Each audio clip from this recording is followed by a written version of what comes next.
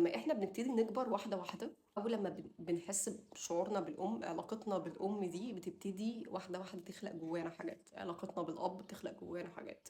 فلما بيكون في اضطراب في علاقة فيهم، او ان في طرف فيهم مش دايما متواجد، او في طرف فيهم مش دايما بيقدم الحب بشكل ثابت، او ان احنا مش مدركين احنا مهمين للشخص ده ولا لا، اوقات بناخد الحاجة دي بشكل ان هي دي انا، هي دي بتعرفنا قيمتنا، فاللي هو انا استاهل الحب، انا استاهل اتحب. لو هم مش موجودين حاسه ان انا فيا مشكله، ان انا ما استاهلش اتحب كفايه، ان انا مش بالقيمه اللي الناس تفضل دايما متواجده عشاني، ان انا ما استاهلش ان في حد يبقى موجود علشاني، ان انا لازم اسعى وادي في المقابل او اعمل حاجات كتيره جدا عشان الناس تستاهل تحبني، لان مفيش حد هيحبني زي ما انا. فاهمين الموضوع ماشي ازاي؟ فانا مثلا تبقوا شايفين لو انا اتكلمت او ان انا عبرت عن نفسي او عبرت عن رغباتي، خصوصا لو انتوا كنتوا بتعبروا في طفولتكم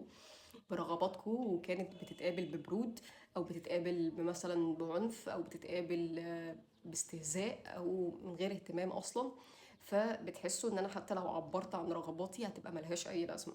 فواحده واحده بنبتدي نستغنى عن الجزء ده مننا، وبنبتدي نشوف الناس اللي قدامنا نتوقع منهم هم عايزين مننا ايه عشان نبتدي نعملها لهم، فنحس ان احنا مرغوب فينا او ان احنا نستاهل نتحب. فبناء على الرياكشنز بتاعتهم هم، احنا بنشوف هم هيبقوا متقبليننا ولا لا.